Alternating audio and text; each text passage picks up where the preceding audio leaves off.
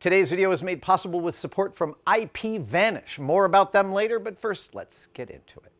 Hey everybody, Adam Savage in my cave, and I think today we're doing a bit of a jewelry cutting lesson. A few months ago, or actually last year, I replicated most of the crown jewels from the British Windsor crown jewels. And it has been pushing my skills with moving metal and soldering and effectively jewelry making to the next level. But I have hit a wall, and it's really great that my friend Brian Meek is here. Thank you for visiting, sir. Thank you for having me. I have been using the saw you gave me low 10 years ago to do some of this fine work, and I have so many questions. All right, I have answers. I want to tell you first off that when I went to cut these on my powered scroll saw, this working with 20 thou thick brass on the powered scroll saw was just really difficult for me. Everything was moving all over the place. I couldn't find blades and tensions, and I decided to go to handheld with this, and that worked much better, except for I couldn't get more than one long cut and then the blade would break, and then another long cut and maybe one or two breaks. And I started to understand that there's all of this finesse of the tension of the blade and your metal and your approach, and I know that I need instruction. Obi-Wan, tell me. All right. Tell me where I'm going wrong. Well, I've got a piece of brass, and this is a blade I've been using. Yeah. Well, what you guys can't see is it's a spiral blade. Right. So it cuts in any direction. Cuts in any direction. These are mostly intended for wood or wax, and I personally despise them because they have no control. They will go any which way they will go any which way but straight. Okay. What you actually want is something like one of these 2/0 blades. These are straight. This is what I've been wanting to. The signal to noise ratio for blade quality is almost past 1 out there in my experience. There's only 2 real blade manufacturers left. There's a company in Switzerland and one in Germany. Nequa is the German company. The Swiss company has just changed its name, and I can't remember which way they went, but it's Grobet in one of its incarnations. But a lot of the European blades, they've got different name tags, but they're all the same manufacturers. All the German ones are Nequa, all the Swiss ones are Grobet. All right. So what I'm doing is I'm feeling my fingers just to see which way this thing's going. Which way it catches, like Velcro almost, or like a nap. I mean, when I was younger, I could see them, but now I can't. No, I can't do it. Yeah, I know. Well, one thing I will share with the viewers is I have found these wonderful safety glasses on McMaster Car. They have bifocals down here and up here. McMaster now sells double bifocals. Yeah. That's amazing. They're cheap and they're amazingly useful. Okay, so so tension. Tension. What I've got here, I just felt the lever start to bite about here, which probably is too much. If I flip this lever, I'm going to tear this in half. So I'm going to back off a little bit. I'm going to back off a fair bit to start with. I mean, it just started to bite here. Right, right. Because with these thinner blades, you can just shred them. I've discovered that. This is even thinner than the one I was using. All right, listen to that sound. Is that a little too high? No, it's too low. Oh. And it's too, you hear it, there's a kind of a buzz to it. Yeah, you don't want that. So we want it a little higher. So I just put about 3/4 of a turn on this. Now it's biting about here. Yeah. And that's probably about all I'm going to get. Hear the difference? Much less buzz, much higher pitch. Yeah, that's a nice clean note. And that's a good sound. Yeah, that's good. Okay. So for cutting. So here, let's give you a. So the first thing you want to do is you want to be cutting more or less in line with your armpit. Okay. So that your arm is moving pretty much, it's pretty much pivoting on your shoulder. Okay. And you want to have a loose grip, especially if you've got hand trouble. A lot of makers have buggered up their hands one way or another. Right. What we often recommend is get those little foam bicycle hand grips. Nice, nice. It gets the diameter up and it gets your grip power down. Yeah, yeah. And that really helps. And then you want to be as close to the support as you can get.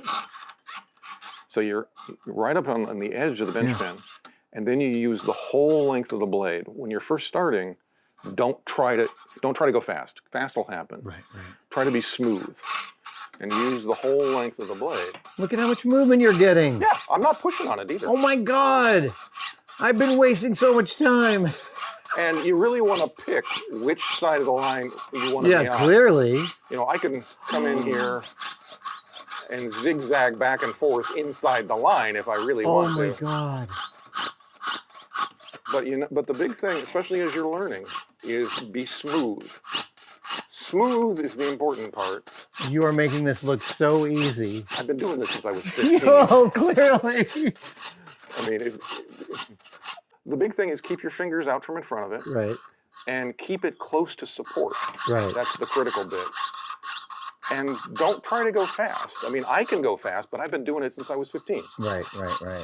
Wow. Oh my God, dude, I'm going to be cutting so much today.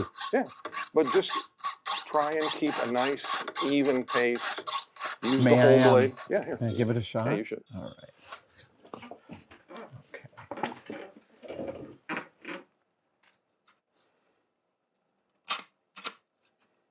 Oh. Yeah, don't push on it. And one of the tricks is when you first start, just march in place. Right. Forward will happen. Oh, okay. Yeah, is that better?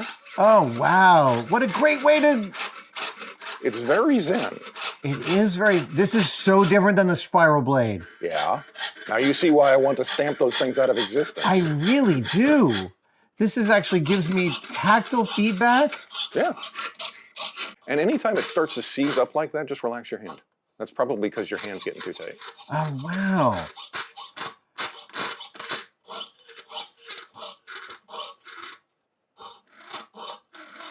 Yeah. Even at this very slow speed, yeah, I can see all this control. Yeah, and believe it or not, there's the old joke about fast is slow and slow is fast. Yeah. If you cut slowly and don't have to clean it up later, it's still faster than if you have to clean it up. It's it's slow is smooth and smooth is fast. Mm-hmm. And sometimes if you can kind of cheat and get another finger over here. Right. The problem is you don't want to do that because if you bust that blade, it's going into your finger. Oh, and I suspect you know that from hard experience. The part that sucks about that is not when they go in, it's now you've got a busted blade in your finger and you have to pull it out. Oh. And you have time to think about it. That's the part that really sucks. That's when a friend of mine texted me a picture of a 20-gauge nail in his finger, and I was like, don't try and pull it out. And he did. And it worked. Yeah. He didn't get an infection. Oh, yeah. I mean, it's just, you've got this busted blade, you've got to get it out, but it's the time to think about it problem. Brian, I feel like you have just opened up a whole new portion of the universe for me here. Well, that's that. Like I said, man, the goal is to make life easy for people. Would you leave me a couple of these number twos? Yeah, no problem. Well, you want to have your mind truly blown. Here, try this out. These are the 10-aughts. These are the finest ones made on Earth. That's oh my God! Can we try it? Yeah. Okay. All right. Here, I'm going to let you. I'll switch it out. Take this apart. The thing about the 10-aughts, I mean, yes, they are the finest on Earth. Yeah. They will break if you look at them funny. Sure. I mean, this is a dozen of them. Wow. They are narrower than a single blade. They are 5/1000ths of an inch in diameter and have roughly 100 teeth per inch. And I would really dearly love to know how they're doing that. Right? What's the machine that does that? Well, I kind of sort of know. And the funny thing is the machines that are doing it are at least 100 years old. Wow. There was a big schnit at Grobet. They were trying to make some new CNC ones, and apparently they didn't work. So they're still using the ancient ones. I found myself wondering if some of the new miniature laser work can... Well, I'm working on a handout for our website that's got micrographs of a lot of these blades. And weirdly enough, the burr from cutting them, whatever's cutting them goes right to left and leaves a little bit of a burr on the left side of them. Or it's actually on the right side. Does the burr actually do some cutting? Yeah, well, no, the burr acts like set on a bigger blade so that you can actually turn. It cuts a slightly wider path. Right. Yeah. That gives you a little... Well, if you ever notice with jeweler's blades, if you use them for, a couple of minutes, you have more trouble turning a corner. And if you bust one, you can't get the new one up to the front of the cut. Right. What's going on is the new one has a burr. The new one has a burr and the old one got rubbed off. And we're talking, this is less than a micron. They're probably a micron or two. Yeah. But, so the deal is that the burr is what lets you turn. That's really cool. And so if you didn't have, if you laser cut it and didn't have the burr. I don't mean, oh yeah, that's the other one. Yeah, here. I don't mean this in the wrong way, but I can't wait until you leave and I can start cutting some brass on my... Trust me, I grok. Today's video is made possible with support from IPVanish. IPVanish is a VPN service for people who want to protect their internet activity from outside eyes and interference. You can surf the web privately and securely by masking your IP and encrypting your web traffic using IPVanish's unrestricted VPN connections. You will have full control over your IP no matter where you are on apps enabled on all major computing platforms. Yearly subscriptions have a 30-day money-back guarantee, and you can sign up right now by clicking on the link below or in the description. Thanks to IPVanish for supporting this video. Let's get back to the build. All right, so this thing is as thick and wide as a slightly heavy piece of copy paper. About that, yeah. And there are somewhere around 100 teeth per inch on this wire. Yeah. That's amazing. Now, this is for the finest kind of jewelry cutting. This is, people use this to cut in gold. And, I mean, when your sawdust is made of gold, you care. Yeah. And these, to be honest, are a little ridiculous. Most people don't need these. You know, if you've never heard of these and if you've never used a 6/0, trust me, you don't want to try and mess with one. And of this these. is a 2. That's a 2/0. And then there's thinner than this is a 3, 4, 5, and this is a 10. Yeah. Okay, because 2, I can't imagine ever needing anything less. Well, than that's that. a 2/0. There is also a number right. 2. 2/0 is a right. Well, the fun thing about the number scale is it predates a lot of jewelry stuff predates the scientific revolution. Oh. So there's all kinds of systems involved that survive, but they go so far back that they predate modern systems. Measured off the king's buttons or something? Kinda, yeah. All right, so here we have that same kind of high ping. Yeah. But I backed way off on the tension. Because you... Yeah, because otherwise I'll bust it. Oh my God. And, you know, the lever started to throw about here. You know, so I got nothing on it. Right. But still nice and clean. I mean, when you're doing this, what matters is not the exact pitch. It's not that it has to be an A sharp. It's that it be clean and crisp. Okay. And if you don't hear a plonk. All right, I'm just going to cruise in here. Oh my God. And when you're trying to, with a fine blade like this, it doesn't make such a difference. But when you're trying to turn a hard corner, what you do is come up to the corner, stop, just march in place, and then just rotate. Just keep marching in place and rotate. Got it. And now off I go. Oh, and I've got just about a 90-degree corner. And I just march in place again. That's amazing. I love... In making, we always talk about the kerf, which is the thickness of your saw blade, and it always has to be accounted for. But maybe it doesn't. Well, it always does. I mean, this thing still has a kerf, just not much of one. It's gone forever. Yeah, it's in the floor somewhere. That is insane. But that marching in place to turn a corner trick is really useful. Wow, Brian. And you guys also sell these we do. What do you call this? This is a bench pin. Well, this is actually the bench pin from one of our die saws. Okay. We just used it because it was set up from a previous video. But you guys sell this system? Yeah, we sell this. We sell the whole thing. What this does is it actually tilts. There's a protractor under there. Oh, nice. And there is a system with a kissing cousin to the big marquetry saw that will let you take a piece of steel and cut it such that it forms a cutting die. So you can cut multiple pieces of metal in whatever Baroque shape you want. And describe this again? I have a sample. Would you like to see it? Yes, I do. Okay. Yes, I would. I literally was just gang cutting a whole bunch of stuff and trying to figure out, because I'm not exactly sure how best to glue my brass sheets together.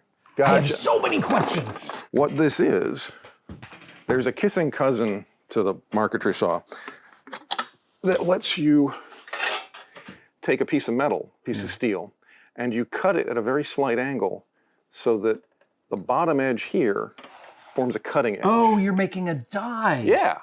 So now I see. Oh my God, you could make a cutting die with the saw. Yeah, exactly. So you take a one of the hydraulic presses, smash that through, and you get a cut.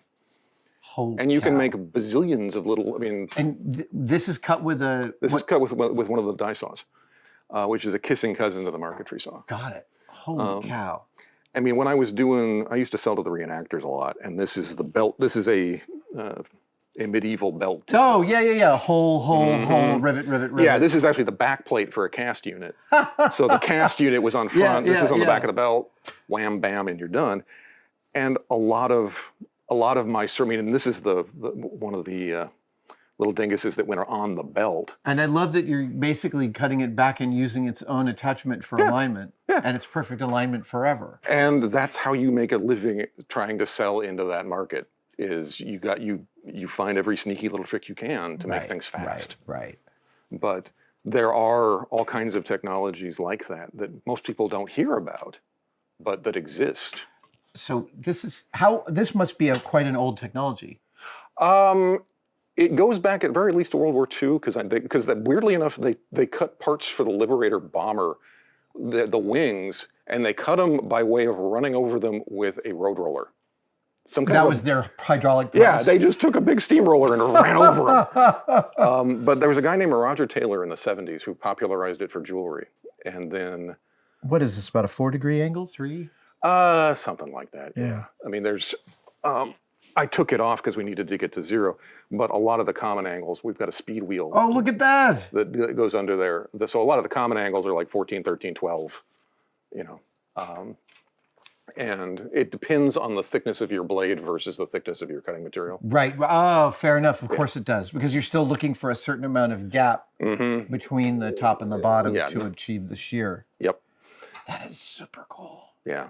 Okay, so I know about these funnily enough, they're often referred to as fret saws.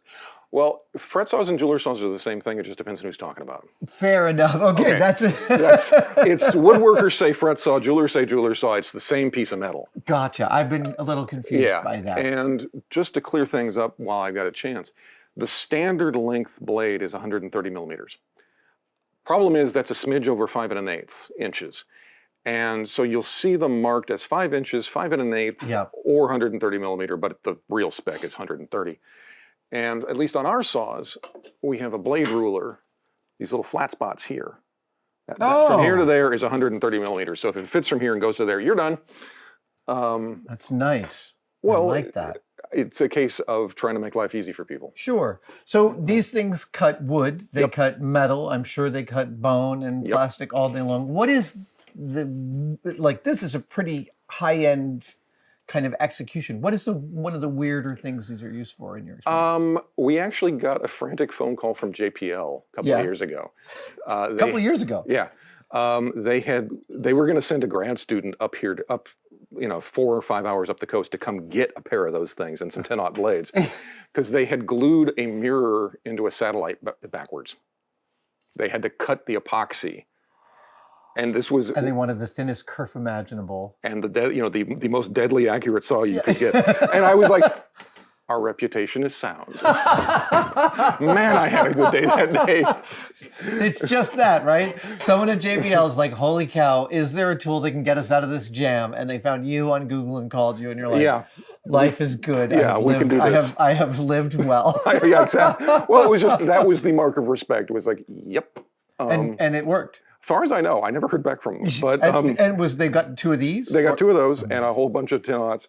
I haven't said much about it publicly because apparently it's mildly, there was something classified going on that I wasn't clear on. Fair enough. Because of course I don't have clearance. Yeah. But there were multiple $1 million on the line in getting this mirror cut loose. Dude, that was way better than even any answer I could have thought of. Brian, do you remember what I said about they break if you look at them funny? I just touched my knee and snapped the 10-aught. Yeah, I mean, to the people watching this, if you've never run a 6-aught, trust me, don't buy these. Really? Totally. Wait until you're better, because otherwise they're expensive and they're just gonna. It's funny. There are a few levels of advancement that I have come to learn you'll know. Yeah, absolutely. Right? When you need gauge flux, you'll know. Yeah, yeah, exactly. I mean, or, you know, we make an 8-inch saw that I don't recommend normally because we make it for people who do like violins where they need to get way in there. Right. And most people don't need it. And I tell people, unless you know why you're buying this, don't. Right. That's, yeah. It's, You know. I mean, it's sort of, so I noticed that you always go in the top first. I do. There's actually a reason for it. This thing is a giant tuning fork. So you want to make sure that you're holding on to the bottom of the blade. The bottom of the blade, basically the teeth are pointing that way. Because if right. Yeah, because if you're hanging on to the bottom of it, you've got control of the bottom of the blade. If you've got it on a push, if you've got it cutting on the push stroke, right, you're asking the frame to carry all the load, and any harmonics that are going to happen will be amplified. I want to back this off a little bit, don't I? Well, yeah. Yeah, the thing about the titanium is it's really stiff, so it can just shred blades. Here, going up. Keep coming. Back it off a little bit. Yeah, that's about right. Go ahead and throw it. We'll see what happens. What's that? Go ahead and throw it. Go all the way? All the way. Yeah. There you go. That's pretty good? Yeah. Oh my God, Brian. Yeah, the big trick is just knowing how to get it to the right tension and give yourself permission to be slow enough to be smooth.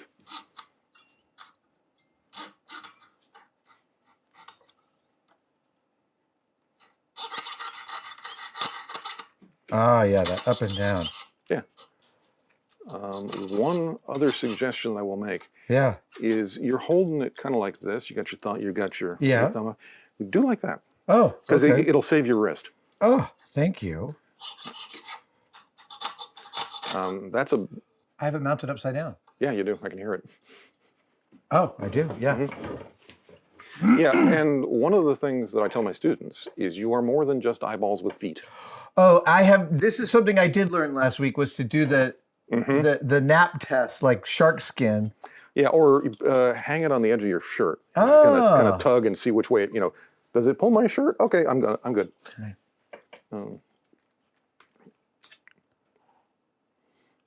But yeah, just remember that here, push that down. Okay, cool, you're good. But remember that you are more than eyeballs with feet. You have other senses, use them.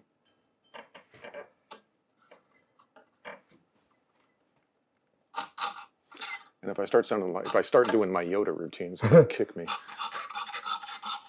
God, it moves so fast once you stop trying to move it fast. Yeah, well, remember I said it's a very Zen thing. You kind of got to get in the flow with it and let it do what it's going to do, and it'll do what you want it. I'm sure you've watched every version of what I'm doing here. Yep. Put it on the bench pin. Okay, you can normally just saw your way out of it. So yeah, that's This is the tool equivalent of removing a thorn from my paw, Brian. Hey, no problem. Hey, it's I am more than happy to help. Thank you for having me up here, man. Thank you for coming by, and let's not make it 10 years. No, let's not. Let's see a shorter period of time this time, man. The products are beautiful. The company is New Concepts. We include a link in the description below. Everything they make is gorgeous and beautiful and works. Thank you. Thank you for having me. You guys. Thank you. I can't thank you enough for supporting us by watching the channel. If you've been to our merch store, you might want to head there again because we are always updating our roster with new products. Here is the anime-inspired Tested logo in Japanese, one of my all-time favorite new designs.